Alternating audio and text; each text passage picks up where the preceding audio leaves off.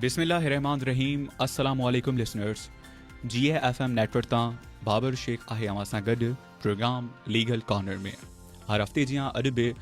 मूंसां गॾु स्टूडियोज़ में मौजूदु आहिनि एडवोकेट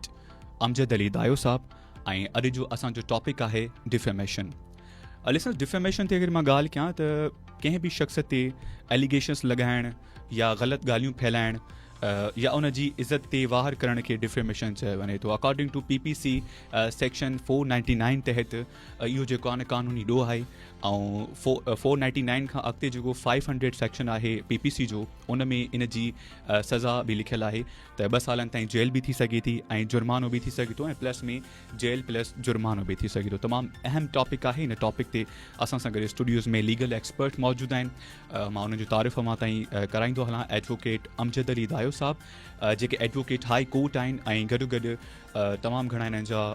कॉम्पिटेटिव एग्ज़ाम्स बि जेके क्वालिफाई करे चुका आहिनि।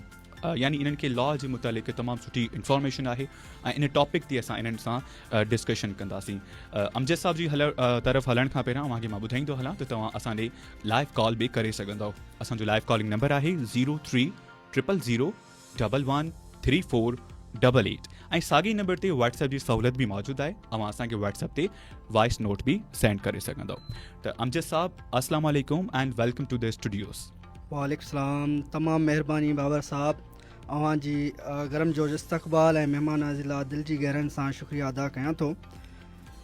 अस्सलाम वालेकुम सभिनी लिसनर्स खे मुंहिंजो सलाम। GAFM सिंध रेडियो नेटवर्क जे हिन प्रोग्राम में महिमान तौरु शामिलु थियणु मुंहिंजे लाइ तमामु घणो एज़ाज़ जी ॻाल्हि आहे। अॼु जो मौज़ू डिफेमेशन यानी बदनामी आहे, जेको असांजी समाज में इंतिहाई अहमियत रखे थो। मुंहिंजी कोशिशि हूंदी त अॼु जी गुफ़्तगू दौरान हिन मौज़ू बाबति आसान वाज़े अंदाज़ में क़ानूनी ॼाण फ़राहम करियां, जीअं हर हिकु माण्हू पंहिंजे हक़नि लाइ वाक़िफ़ु थी सघे। उमेदु आहे त अॼु जो मौज़ू ऐं अॼु जो प्रोग्राम सभिनी लाइ कराइतो साबित थींदो इंशाअल्लाह। त अमजद साहब, सभ खां पहिरियां असां डिफेमेशन ते ॻाल्हायूं त डिफेमेशन जी जेका लीगल डेफिनेशन आहे उन ते तव्हां असांजे साम्हूं खे अवेयर कंदा ऐं इन जो जेको आहे त PPC में छा लिखियलु आहे डिफेमेशन ते? जी बिल्कुलु जी। PPC 499 PPC 1860 जो कानून आहे, जेको जनरल कानून आहे पाकिस्तान पीनल कोड, जेके हर माण्हू इन खे पाकिस्तान पीनल कोड ऐं PPC तौर ते सुञाणे थो। PPC जी जेकी हिकु डेफिनेशन आहे उहा आहे त कोई बि माण्हू, चाहे उहो स्पोकन, रिटन वर्ड, साइन या विज़िबल रिप्रेजेंटेशन तौर ते मैक्स करे थो, पब्लिश करे थो, इम्प्यूटेशन कंहिं बि माण्हू जे हवाले सां ॼाणी वाणी विथ इंटेंशन हुजे, नॉलेज हुजे या रीज़न टू बिलीव हुजे, त हू इन शइ खे ॼाणे थो त इहा जेके इल्ज़ाम आहिनि, चाहे वर्ड्स, विज़िबल साइंस, रिप्रेजेंटेशन्स, त उनखे इन शइ जी नॉलेज आहे त इहा कंहिं न कंहिं माण्हू जी रेप्यूटेशन साख ख़राबु कंदो, नुक़सान, शोहरत खे नुक़सानु पहुचाईंदो, त इहा रेप्यूटेशन जेकी ख़राबु थींदी उहा डिफेमेशन जे ज़िम्मे में अचे थी पई। ऑल राइट, मतिलबु असां इहो चई था सघूं त कंहिंजी रेपो खे असां अगरि ख़राबु कयूं पिया या एलिगेशन्स लॻायूं पिया, उहो सॼो डिफेमेशन में अची वञे थो। बिल्कुलु। अच्छा, इन जी जीअं मूं ॻाल्हि कई त जेको आहे त जुर्मानो बि थी सघे थो ऐं जेल बि थी सघे थी, त उन ते तव्हां थोरो डिफाइन कंदा त पोइ अॻिते इन जे लेबल ऐं सिलेंडर मुतालिक़ असां गुफ़्तगू कयूं पिया। जी, डिफेमेशन जेकी 499 में डिस्कस थियल आहे PPC, हुन जो जेको नेक्स्ट सेक्शन आहे उहो सेक्शन 500 आहे, जंहिंमें 2 years जी जेकी पनिशमेंट आहे उहा लिखियलु आहे ऐं फाइन विथ बोथ बि आहे। पर इन में हिकु ॿी बि ॻाल्हि आहे, जेको ओरिजिनेटर आहे, जेको इनिशिएटर आहे, जेको डिफेमेशन ओरिजिनेट करे थो, इनिशिएट करे थो, त उन लाइ वरी सज़ा अलॻि आहे। उन लाइ 5 साल जी सज़ा आहे, फाइन आहे 100,000 रुपीज़। हिकिड़ी हूंदी आहे डिफेमेशन कंहिं कई और उनखे कंहिं वधायो, ठीकु आहे न। फॉर एग्ज़ाम्पल कंहिं A पोस्ट रखी ऐं उनखे वरी B C D जेका उनखे पोस्ट उन ते त 2 साल जी जेकी इम्प्रिजमेंट आहे उहा लागू थिए थी। पर जेको ओरिजिनेटर आहे, जंहिं इनिशिएट कयो ऐं बुनियादु जेको जंहिं डिफेमेशन जो विधो कंहिं ख़िलाफ़ु, उन जे ख़िलाफ़ु 5 सालनि जी पनिशमेंट आहे। ओके, त बिल्कुलु। अच्छा अमजद साहब, इन में जेको आहे त लेबल एंड सिलेंडर जेका डिफेमेशन आहे, written defamation and spoken defamation, इन ॿिन्हिनि में फ़र्क़ु छा आहे? Yes, these are two types of defamation, जेके फॉर्म्स बि चई सघूं था पिया,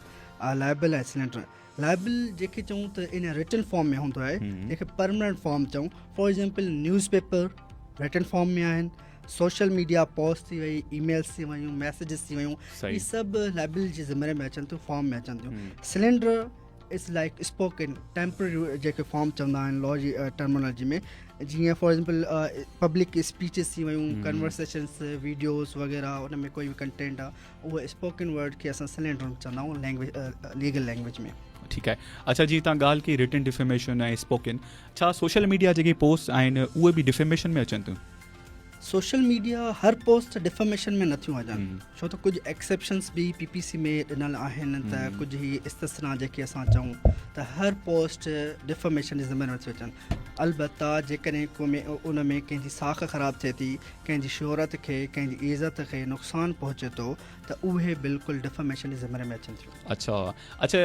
कॾहिं कॾहिं तव्हां ॾिठो हूंदो फेसबुक ते या सोशल मीडिया ते मीम्स ठहंदा आहिनि, ऐं मीम्स कुझु पॉज़िटिव बि हूंदा आहिनि, कुझु वरी नेगेटिव बि हूंदा आहिनि, त छा इहे मीम्स जेके आहिनि अचनि था डिफेमेशन में? तमामु सुठो सुवालु आहे तव्हांजो बाबर साहब। जीअं मां पहिरियों बि इन शइ जो ज़िक्र कयो त जेकी डिफेमेशन जी जेकी डेफिनेशन ॾिनल आहे PPC में, उहो वाज़े करे थी त चाहे उहो साइन हुजे या विज़िबल रिप्रेज़ेंटेशन हुजे, इवन जेस्चर हुजनि या साइंस हुजनि, उन में जेकॾहिं कोई ड्राइंग करे थो या को पोस्टर ठाहे थो या जेकॾहिं कोई पोस्ट ठाहे थो, मीम्स ठाहे थो, पर उन में कंहिंजी साख ख़राबु थिए थी, इज़त ख़राबु थिए थी, कंहिंजी शोहरत खे नुक़सानु पुॼे थो, त उहा बिल्कुलु जेको आहे जेकॾहिं हिकु इन गुड फेथ में न आहे ऐं जेकॾहिं उहो उनजी इंटेंशन इहा आहे त हीअ मीम ठाहे कंहिंखे बदनाम करिणो आहे, त उहो डिफेमेशन जे ज़िम्मे में अचे थो। अच्छा ॾिसो पिया हींअर सोशल मीडिया ते अॼुकल्ह जेको आहे त तमामु घणो इहो वधी वियो आहे मुंहिंजी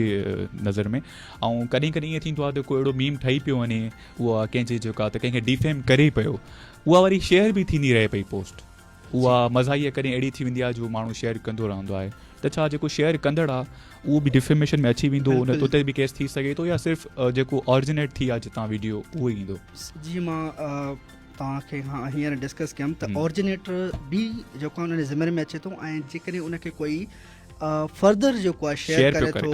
ऐं उनखे स्प्रेड करे थो, फैलाए थो पियो, त उहो बि डिफेमेशन में अचे थो। ईअं न आहे त जेकॾहिं के माण्हू जेको आहे डिफेमेशन कई ऐं ॿिया बि उन ते जेकॾहिं कंदा वञनि था विदाउट नोइंग ऐं विदाउट जेको आहे उनजी मालूमात न आहे त हीअ छा आहे, ऐं उनखे उहो कंदा हलंदा, त ज़ाहिर आहे उहो डिफेमेशन में ईंदा। छो त कंहिंजी साख ख़राबु थिए थी उनजी पोस्ट सां, जेकॾहिं कंहिंजा जेके फॉलोअर्स 1,50,000 10,000 आहिनि ऐं उहा ई पोस्ट खणी हुन बि शेयर करे छॾी, त मतिलबु आहे डिफेमेशन में ईंदी। यानी असां सोशल मीडिया जॾहिं यूज़ कयूं पिया त असांखे एहतियात करणु घुरिजे, पोस्ट शेयर करण खां पहिरियों इहो सोचणु घुरिजे त किथे असां बि डिफेमेशन में न अची वञूं। अच्छा, ऑल राइट। त बिल्कुलु ॾिसण जिते तव्हांजो फीडबैक बि मां सम्झां पियो शामिल करणु घुरिजे। सो अव्हां जा कुझु वॉइस नोट्स आहिनि जेके मूंखे व्हाट्सअप ते इंक्लूड करणा आहिनि, ऑनियर कयूं पिया पाण, ऐं ॾिसूं पिया ही वॉइस नोट असांखे कंहिं मोकिलियो आहे प्रोग्राम लीगल कॉर्नर में। जेकॾहिं अव्हां बि जॉइन करणु चाहियो त असांजो व्हाट्सअप नंबर आहे 0300013488। आज के टॉपिक के हवाले से मेरे 3 सवाल हैं। पहला तो ये कि जो डिक्रीज पीपल हैं, जो लोग इस दुनिया से चले गए, उनके मरने के बाद उनके बारे में कुछ बातें होती हैं, वो चीज़ें डिफेमेशन में काउंट हो रही हैं या नहीं।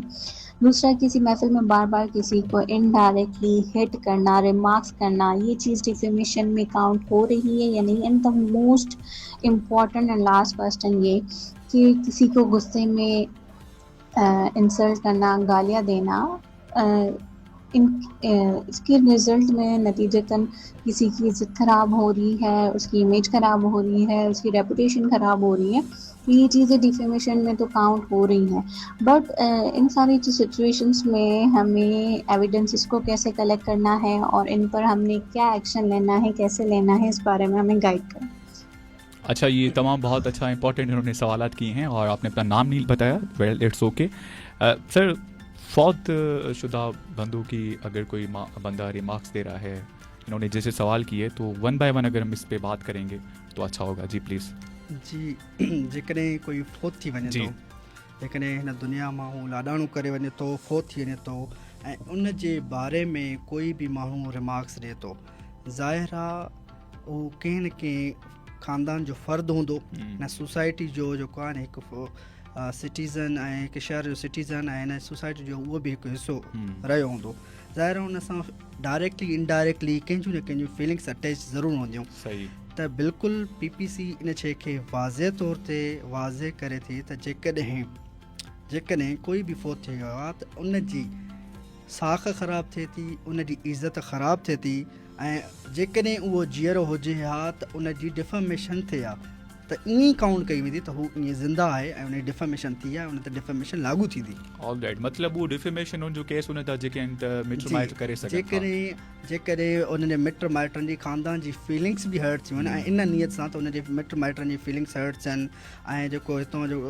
लाॾाणो करे वियो आहे, गुज़ारे वियो आहे, फोत थी वियो आहे, जेकॾहिं उनखे बि जेको आहे नी इंजर्ड रेप्यूटेशन करे थो त बाबा फलाणो हीअं हुयो, फलाणो हीअं हुयो, जीअं अॼु असांजे माशरे में फोत थियल माण्हुनि खे तक़रीबन घणो माण्हू हिट कंदा आहिनि त साईं जेको हुयो मुंहं ते कोन चवंदा आहिनि, ज़िंदा हूंदे जिन था थी सघनि, बाअसर माण्हू आहे, ख़ानदान जो वॾो आहे, बाद में कंहिंजे लाइ जेको आहे बाद में कुझु अल्फाज़ ॻुथा अल्फाज़ कढिया वञनि था त उहो बिल्कुलु डिफर्मेशन ज़िमरे में ईंदो। अच्छा, असां वटि अमूमन सोसाइटी में ईअं थींदो आहे त जॾहिं माण्हू जीअरो हूंदो आहे न त उन जे लाइ घणो बुरो चईंदा आहिनि, पर जॾहिं गुज़ारे वेंदो आहे पोइ चवंदा ॾाढो सुठो माण्हू हुयो। पर इन केस ॾिसो लॉ हर शइ खे कवर करे थो, इहो हर जॻह ते ईअं न आहे, कॾहिं कॾहिं ईअं हूंदो आहे त बाअसर माण्हू आहे, मुंहं ते हुनखे नथा अची सघनि। ॾिसो फोत थी वञण वियल माण्हुनि लाइ कुझु लफ़्ज़ चवण त उनजे ख़ानदान खे तमामु घणो ॾुख थींदो आहे, त उन लाइ कानून हुनखे हिकु सही तरीक़े सां वाज़े कयो आहे त उनजे ख़ानदाननि जी जेके माइटनि जी फीलिंग्स जेके हर्ट थियनि थियूं त उन लाइ कानून चए थो डिफर्मेशन जे ज़मन में चए थो उन ते तव्हां एक्शन खणो। ओके, अच्छा, ॿियो हिननि महफ़िल जी ॻाल्हि कई, अक्सर तव्हां ॾिठो आहे त कुझु महफ़िल्स अहिड़ियूं हूंदियूं आहिनि, गैदरिंग्स अहिड़ियूं हूंदियूं आहिनि पब्लिकली,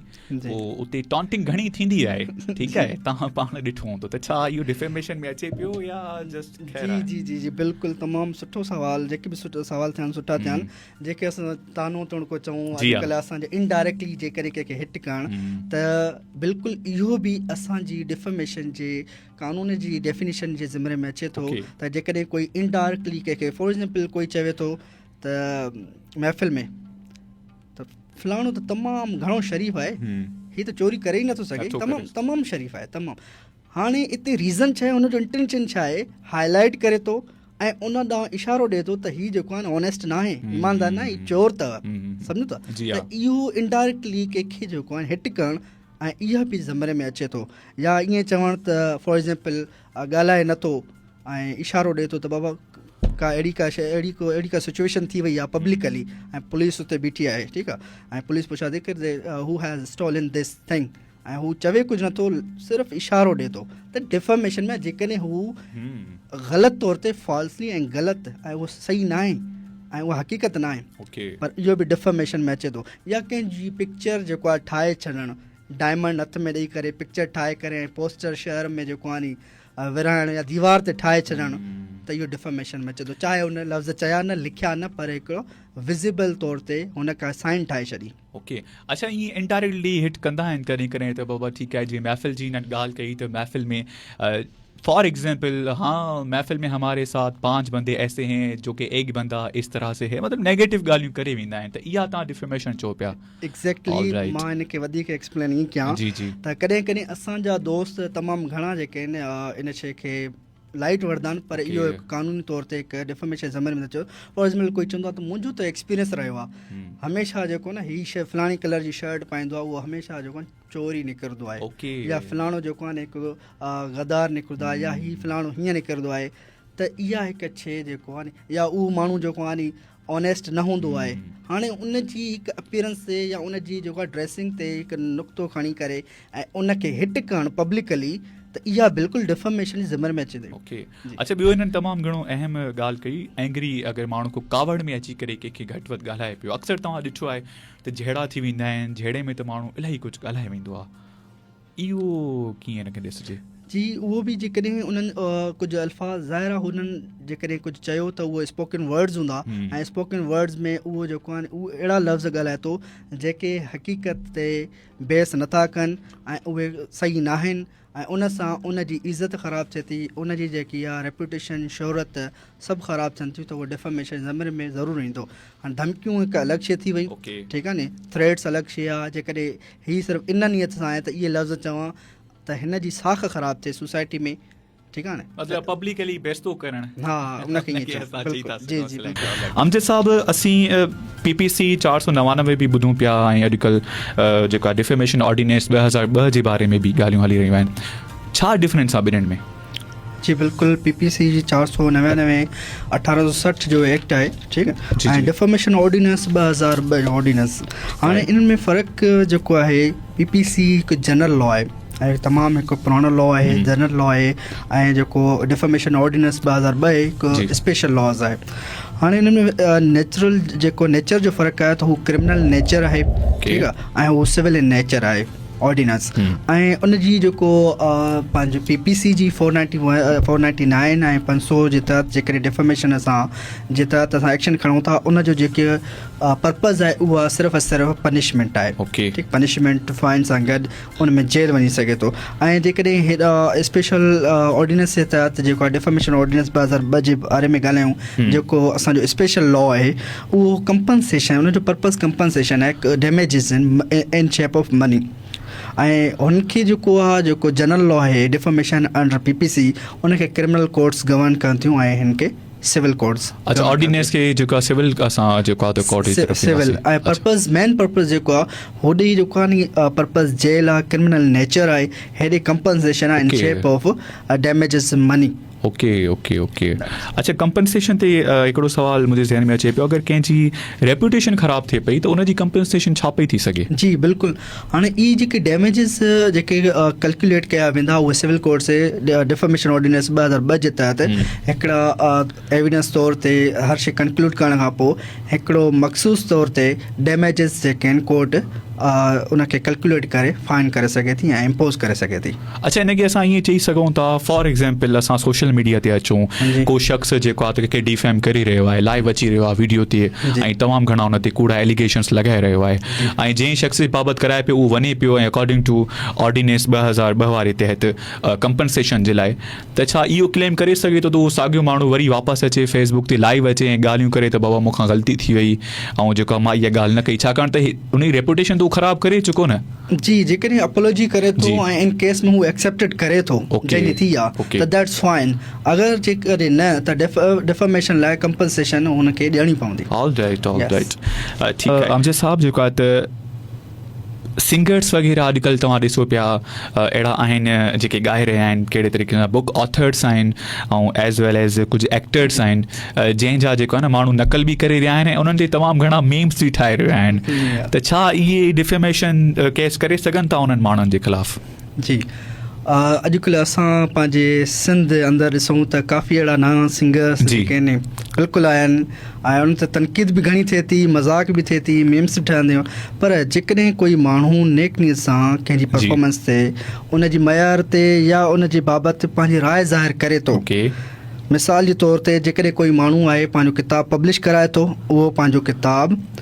या जेकॾहिं कोई माण्हू अदाकार आहे, अदाकारी ऐं ॻाइणो आहे त उहो पंहिंजी पब्लिक स्टेज ते उहो पंहिंजी अदाकारी ऐं ॻाइणु पब्लिक जी आवाम जे जाइज़े लाइ पेश करे थो, या कोई पंहिंजी परफॉर्मेंस ज़ाहिर करे इन लाइ करे थो ताकी माण्हू मूंखे फीडबैक ॾियनि, पंहिंजो ओपिनियन ॾियनि त मुंहिंजी परफॉर्मेंस कीअं आहे, मुंहिंजो किताबु कीअं आहे, रिव्यू ॾियनि, त इहा जेको आहे डिफॉर्मेशन जे ज़मरे में न ईंदी। ठीकु आहे जी, बिल्कुलु। मतिलबु सिंगर्स आहिनि कुझु, उन्हनि सिंगर्स ते अगरि को माण्हू कमेंट ॾिए पियो त यार हिनखे ॻाइणु नथो अचे या हे मज़ाक थो उॾाए बेसिकली ॻाइण जो, जी असांजे विच असां हाईलाइट कंदा हलूं त असांजे सिंध में काफ़ी इशूज़ हाणे रिसेंटली थिया त लीगल नोटिस कया विया, उन खां पोइ आई थिंक सो केस बि फाइल कया विया, त बिल्कुलु ऐं तनक़ीद बि थी त हिनखे ॻाइणु नथो अचे, इन खां भलो आहे हू ॻाए ई न। ऐं बिल्कुलु जेकॾहिं हुनजी आवाज़ में उहो मज़ो नाहे, जेको क्राइटेरिया जेकी हिकिड़ो बिल्कुलु हुनजे हिकु मज़ो हूंदो आहे ॻाइण में ऐं लुत्फ़ अंदोज़ माण्हू थिए, एंटरटेन थिए, उहा शइ नाहे हुनजी, ऐं उन पब्लिक स्टेज ते ॻाए थो ऐं ज़ाहिर आहे पब्लिक स्टेज ते ॻाए थो त इन लाइ ॻाए थो त पब्लिक मूंखे ॿुधे ऐं पब्लिक मूंखे पंहिंजो व्यू ॾे, सबमिट टू द जजमेंट करे थो पब्लिक लाइ, त पोइ हू मूंखे व्यू ॾियनि त मां कीअं ॻायां थो। ठीकु आहे, हाणे जेकॾहिं उनजे ॻाइण ते, उनजे आवाज़ ते जेकॾहिं काई पब्लिक पंहिंजी राय ॾिए थी त उहो डिफॉर्मेशन में न ईंदो। मिसाल जे तौर ते जेकॾहिं कोई माण्हू चवे थो त हीउ किताबु त तमामु बेवकूफ़ाणो किताबु आहे, हिन किताब में त अजीब शयूं लिखियलु आहिनि, हाणे इन मां ज़ाहिर थिए थो इन जी किताब जे जेको आहे नी ऑथर जी किताब मां इहा शइ ज़ाहिर थिए थी त हुनजो दिमाग़ केतिरो वीक हूंदो, ऐं माण्हू को चवे त उहो बिल्कुलु ज़हनी मरीज़ हूंदो, ज़हनी कमज़ोर हूंदो, तंहिं करे हीअ किताबु लिखियो वियो आहे, त हाणे इहो डिफॉर्मेशन में न ईंदो। इन हद ताईं हुनजी परफॉर्मेंस जी हद ताईं एक्चुअली वो फीडबैक ॾेई रहियो आहे मतलब ओके उन खां हटी करे ॾींदो त उहो डिफेमेशन ऑल राइट अमजद साहब फीडबैक ते पाण ॻाल्हाए रहिया आहियूं सिंगर जी तव्हां ॻाल्हि कई अक्सर ईअं हूंदो आहे पेरेंट्स ते पेरेंट्स जेके आहिनि अक्सर स्कूल वेंदा आहिनि ऐं टीचर्स जेके आहिनि त उन्हनि जे ॿारनि जो फीडबैक उन्हनि खे ॾेई रहिया हूंदा आहिनि जी बिल्कुलु थोरे गुड हैबिट्स हुजनि या बैड हैबिट्स हुजनि बहरहाल बैड हैबिट्स ते ई जेको आहे न हुनखे एतिराज़ु हूंदो त छा इहो डिफेमेशन ते थींदो पेरेंट्स खे जेको आहे त उन्हनि जे ॿारनि मुतालिक़ फीडबैक ॾियणु जी बिल्कुलु न इहे एक्सेप्शन में अचनि था ओके त जेकॾहिं कोई माण्हू आहे ऐं उनखे जेको आहे सेंशर पास ओपिनियन ॾिए थो जेकॾहिं कोई टीचर आहे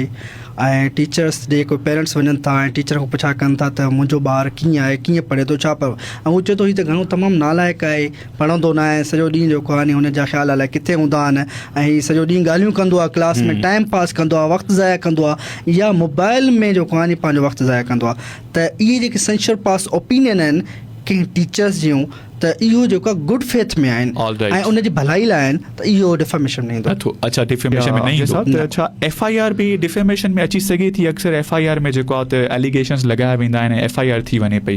त इन मुतालिक़ तव्हां रोशनी विझंदा please ji I think so तव्हांजो सुवाल इहो आहे त जेकॾहिं FIR कोई वञी करे कटराए थो हुन में एलिगेशन्स आणे थो कंहिं बि माण्हू चाहे उहो मोज़िज़ आहे न आहे हुन ते एलिगेशन्स आहे इहा बि डिफेमेशन जी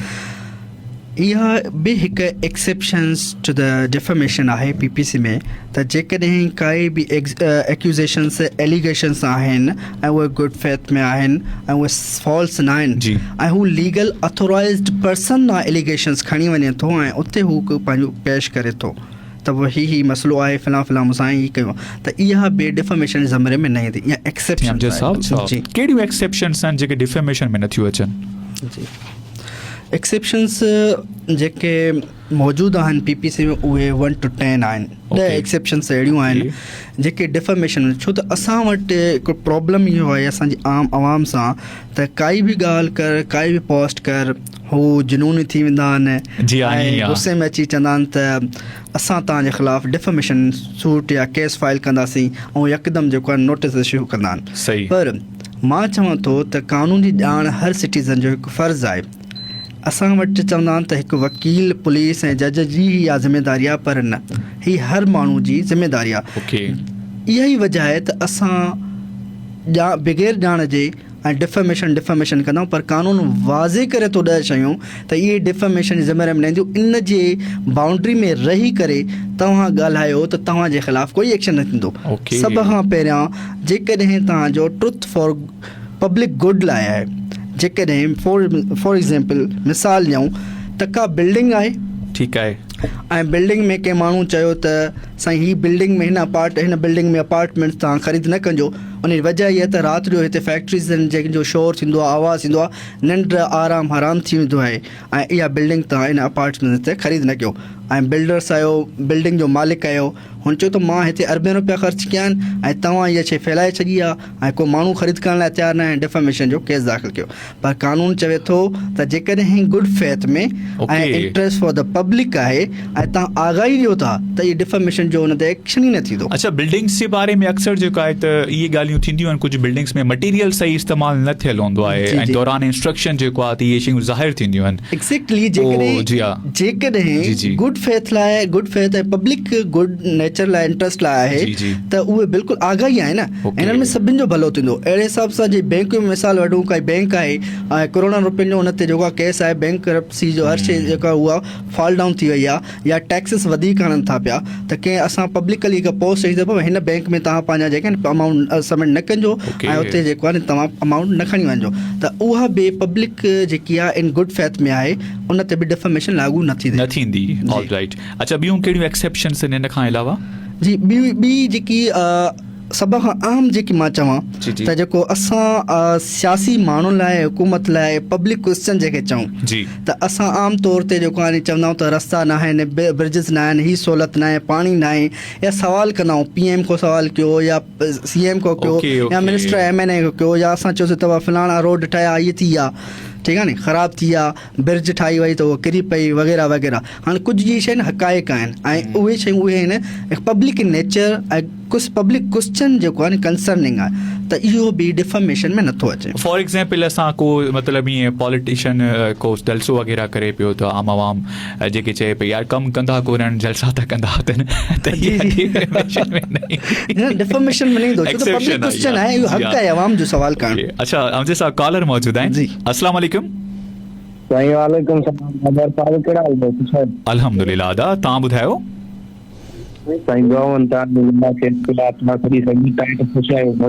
जी जी अदा, जी प्लीज। मंशात के बारे में अर्ज करना है,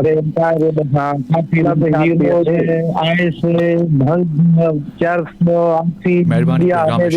साहब, ये तव्हां ॾिसो पिया त मंशात अॼुकल्ह कुझु वधीक हले पई बिल्कुलु, ऐं पॉइंट आउट जेको करे पियो एक्चुअली उनखे पोइ थोरो दॿायो बि वञे पियो। जी बिल्कुलु, ही असांजी माशरे में सीरियस इशूज़ आहिनि जेके अॼुकल्ह तमामु घणा वधनि था पिया। हाणे इन लाइ सिंपल इहो आहे त ही concerning SHO concerned SSP district जेको बि आहे हुनखे एप्लीकेशन्स ॾियनि, एप्लीकेशन ॾियण खां पोइ हाईलाइट कनि, जेकॾहिं इन केस हिनखे बिल्कुलु प्रूफ आहे ऐं अथेंटिसिटी आहे त ही पाण इन पर्सन बि वञी करे FIR लॉन्च कराइनि उन ख़िलाफ़ु जेके बि हुते मंशियात हलाइनि था पिया। ऐं ॿी ॻाल्हि जेकी तव्हां कई त उन्हनि खे प्रोटेक्शन, बिल्कुलु प्रोटेक्शन असांजे मुल्क में तमामु इहो इशू आहे, पर इन केस तव्हां जेकॾहिं पुलिस जी ऐं सुठे पब्लिक वेलफेयर लाइ सपोर्ट कंदा ऐं जुर्म खे ख़तमु कंदा त इंशाल्लाह तव्हांखे कंसर्न SSP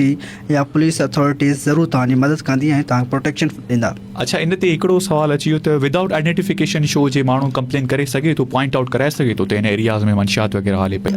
जेको आहे कॉन्फिडेंशियल रखी करे उहो इंफॉर्मेशन ॾेई सघनि था त बाबा हिते जेको आहे ही इंफॉर्मेशन अचे थी ऐं इहो हाणे पुलिस जो कमु आहे उते विज़िट कनि ऐं उहो शइ ॾिसनि। ऑल राइट अदा, तव्हांजी महिरबानी। सो डिफेमेशन टॉपिक आहे असांजो ऐं तव्हांजो ॿियूं कॉल्स बि अचनि पियूं जेके फ़िलहालु अॻिते न पियो शामिलु कयां। असां टॉपिक ते ईंदासीं। अमजद साहब, एक्सेप्शन्स थी असांजी डिस्कस थी वई, ॿी का अहिड़ी सम्झो था तव्हां इंपॉर्टेंट एक्सेप्शन आहे जेका? एक्सेप्शंस बि इहा आहे, for example opinion about the public servant conduct, public servant जेके ड्यूटी ऑफिशियल्स उन ड्यूटी कंडक्ट आहे ऐं उन बारे में को ओपिनियन ॾिए थो त उहा बि डिफमेशन नथी अचे। फॉर एग्जांपल को अहिड़ो पुलिस ऑफिसर्स आहे या कोई कंहिं बि डिपार्टमेंट जो आहे त उहो पब्लिक सर्वेंट आहे ऐं उहो जेको आहे पंहिंजी ड्यूरिंग ड्यूटी नथो करे या को ॿिया कमु करे थो, फॉर एग्जांपल गोस्ट टीचर्स या पुलिस ऑफिसर्स आहे, हाणे ट्रैफिक पुलिस ऑफिसर आहे, उहो वञी करे जेको आहे होटल ते वेही रहे थो, टाइम पास करे थो, हाणे ट्रैफिक जाम थी वञे त हाणे को माण्हू ओपिनियन ॾिए थो उन जी capacity of the duty official conduct जे बारे में ॾिए थो, त उहो बि जेको आहे डिफमेशन जे ज़िमरे में ईंदो, छो त हू पब्लिक सर्वेंट जी कंडक्ट ऑफिशियल ड्यूटी जे बारे में ॾिए थो, हुनखे ज़ाती नथो ॾे। सही, ज़ाती मतिलबु ईअं खणी चऊं त असांजा जेके सामाइन असांखे ॿुधनि पिया या व्यूअर्स ॾिसनि पिया जेके, त उहे ड्यूटी चोर खे पॉइंट आउट कराए सघनि था, बिल्कुलु कराए सघनि था, उनखे डिफेमेशन जे जेका आहे ज़िमरे में न। उन खां पोइ जीअं ओपिनियन पहिरियों बि डिस्कस कयोसीं त इहा बि डिफमेशन सेंशर पास, जीअं टीचर जो मिसाल आहे, पेरेंट्स जो वरितोसीं त पेरेंट्स वञी करे जेकर पुछा कनि था टीचर खां त असांजे ॿार जो छा हाल चाल आहे, कीअं, त हू चए थो नालाइक आहे वग़ैरह वग़ैरह। हाणे जेकॾहिं उहो रिमार्क्स ॾिए थो, गुड फेथ में ॾिए थो ऐं उन्हनि खे ॾिए थो जेकी लॉफुल अथॉरिटी आहिनि, पेरेंट्स उन लॉफुल अथॉरिटी आहे, त इन केस में बि इहा डिफमेशन में न ईंदो। ठीकु आहे। ऐं जेकॾहिं ॿियो कॉशियस बेस रिमार्क्स ॾिए थो त बाबा फॉर एग्जांपल कंहिंजो वालिद साहिबु रस्ते में मिली वियो ऐं मां सुञाणो त मुंहिंजे दोस्त जो वालिद साहिबु आहे ऐं उनखे चयो त साईं तव्हांजो जेको फर्ज़ंद आहे फ़लाणे जेके कंपनी में जेको आहे फ़लाणे दोस्तनि जी कंपनी जॉइन कई अथई ऐं उहे माण्हू जेके सही न आहिनि, हुनजो किरदारु सही न आहे, हू बद इख़लाक़ आहिनि, उहे जेके बद ज़हन आहिनि, इन्हनि सां घुमे थो पियो ऐं पंहिंजे ॿार ते नज़र रखो ऐं उनजो पुटु अची करे बाद में चए थो त तूं मुंहिंजे ख़िलाफ़ु डिफमेशन कई आहे, मां तुंहिंजे ख़िलाफ़ु केस कंदुसि। त हाणे जेकॾहिं इहा शइ आहे गुड फेथ में कॉशियस बेस जेके रिमार्क्स ॾिना आहिनि त इहा बि डिफमेशन में न ईंदी। टॉपिक खे कंक्लूड कयूं पिया अमजद साहब, जेको आहे डिफेमेशन केस जेको आहे त इनखे प्रूव करण लाइ एविडेंसिस जेके आहिनि त रिक्वायर्ड आहिनि, अगरि एविडेंसिस न आहिनि त छा उहो प्रूव थी सघे थो? जी, तमामु जेको अहम सवाल आहे ऐं कॉमन बि आहे। जेकॾहिं कानून सॼो जेको आहे एविडेंस बेस ते आहे, तव्हांजो एविडेंस हिकु तमामु जेको आहे इम्पोर्टेंट आहे। विदाउट एविडेंस तव्हांखे सबूत न आहे त कंहिं मुंहिंजी डिफमेशन कीअं कई। हाउ विल यू प्रूफ, कोई बि नथो करे सघे। जेकॾहिं तव्हां वटि एविडेंस न आहे, का पोस्ट हूंदी, का न्यूज़ पेपर हूंदो, को बुक हूंदो, के रिमार्क्स हूंदा, का जे कंटेंट हूंदी जेकी तव्हां इन शेप ऑफ जेको आहे फिज़िकल जेके हार्ड में चऊं या वीडियोस चऊं या कुझु बि चई सघूं था, शॉर्ट्स चई सघूं था, उहे तव्हांखे ॾियणा पवंदा। त इन दिस सेंस जेको आहे डिफेमेशन थी आहे। ईअं वञी करे चवण त मां डिफेमेशन थी आहे त उहो कीअं प्रूफ कंदा उहे? ऑल राइट, न थींदो। ठीकु आहे, यानी जेको एविडेंस जेको आहे न लाज़मी हुजणु घुरिजे। ऐं जे सोशल मीडिया ते अहिड़ी तव्हां सम्झो पिया डिफेमेशन थी आहे त तव्हां हुन जा स्क्रीनशॉट जेके रखी छॾियो पाण वटि। इन खां पहिरियां जो पोस्ट वग़ैरह डिलीट थो करे छॾे, वरी तव्हां बाद में प्रूफ न करे सघो। आख़िर में अमजद साहब जेको आहे त आम माण्हू कीअं पाण खे जेको आहे डिफेमेशन खां लीगली प्रोटेक्ट करे सघे थो? That's fine question. All right, कीअं प्रोटेक्ट करे सघे थो, उन जो अगेन इहो ई जवाबु थींदो त असां कानून खां अणॼाण आहियूं। असांजी आवाम जेकी आहे कानून खां अणवाक़िफ़ आहे, असांखे ख़बर ई न आहे। असां सम्झंदा आहियूं त पुलिस, लॉयर्स ऐं उन सां गॾोगॾु जज साहिबान लॉ सिर्फ़ु इन्हनि लाइ आहे, फोर्सिस लाइ आहे। हालांकि ईअं न आहे। ॾिठो वञे त पब्लिक इंट्रस्ट तमामु हर किताब में, हर लीगल जेको बि किताबु आहे उन में उन जा राइट्स जेके आहिनि प्रोटेक्ट कया विया आहिनि। असांजा माण्हू पढ़नि नथा, असांजे माण्हुनि खे ख़बर न आहे। हींअर मां त कुझु एक्सेप्शन्स ॿुधायूं, कुझु डेफिनेशन्स ॿुधायूं त जेकॾहिं असांजे आम माण्हुनि खे ख़बर हुजे, इन ज़िमरे में रही करे हू ॻाल्हाईंदा त हू पंहिंजे लीगल एक्शन्स खां बची सघंदा ऐं हुननि ते कोई एक्शन न थींदो। पढ़ी करे हू पंहिंजा कुझु बि कमेंट्स, मीडिया हुजे, सोशल मीडिया हुजे, उनखे इस्तेमालु कनि त बहितरु रहंदो। अदरवाइज़ अणॼाण में हू कुझु बि लिखंदा, उन्हनि खे इहा ख़बर ई न आहे त हीअ बि कानून मौजूदु आहे। ऐं फॉर एग्ज़ाम्पल असां जीअं चयोसीं त हू सम्झंदा त जीअरे माण्हू डिफेमेशन कई त हीअ त कोर्ट वेंदो, मरियल माण्हू कीअं कोर्ट वेंदो, ऐं उनजे बारे में ॻाल्हाए वेही रहिया। हाणे जॾहिं असां डिस्कस कयो त मरियल माण्हू खे बि कवर थिए पई, ठीकु आहे न। त हाणे मरियल माण्हू जा बि मिट माइट हूंदा, उहे वञी सघनि था। उहो माण्हू भले न आहे, मरी वियो आहे, फोत थी वियो आहे, त ॼाण हुजणु लाज़िम आहे। ॼाण हूंदी त बची सघंदासीं। ऑल राइट, अमजद साहब तव्हांजी महिरबानी, तव्हां असांजे हिन तमामु अहम टॉपिक ते गुफ़्तगू कई, असांजे लिसनर्स खे अवेयर कयो। Thank you so much. Listeners, programme जो वक़्तु बि पंहिंजी पुॼाणी ते पहुतो। तव्हांजी लाइव कॉल्स ऐं व्हाट्सअप ते काफ़ी सारा वॉइस नोट्स ऐं मैसेजिस हींअर मां ॾिसां पियो, पर सॉरी फॉर दैट टाइम जी घटिताई जी वजह सां शामिलु कोन थो करे सघां। डिफेमेशन ते असीं ॻाल्हायोसीं। डिफेमेशन लिसनर्स हिकिड़ो समाजी मसइलो न, पर हिकिड़ो संगीन कानूनी जुर्म आहे। कंहिंजी रेपुटेशन खे ख़राबु करणु जेको आहे त इहो बिल्कुलु जुर्म आहे ऐं करण बि न घुरिजे। अॼु जे प्रोग्राम मां तव्हां बिल्कुलु अवेयर थिया हूंदा ऐं आईंदा कंहिंजे लाइ कोई बि कमेंट्स ॾियण लाइ, कोई बि कंहिं ते एलिगेशन्स लॻाइण खां पहिरियां तव्हां ज़रूरु सोचींदो त डिफेमेशन आहे ऐं इन मुतालिक़ कानूनी कार्रवाई थी सघे थी, तव्हां जेल बि वञी सघो था ऐं गॾोगॾु फाइन बि थी सघे थी। इन लाइ असांखे बचणु घुरिजे। सो अॻिले प्रोग्राम ताईं मूंखे ॾींदा इजाज़त। एडवोकेट अमजद अली दायो साहब खां तव्हांखे का लीगल कंसल्टेशन घुरिजे या प्रोग्राम जे हवाले सां तव्हांजो को बि फीडबैक हुजे, मोस्ट वेलकम। असांजो नंबर आहे 030001134888। सो सदाईं गॾु, अल्लाह हाफ़िज़ ऐं ज़िंदगी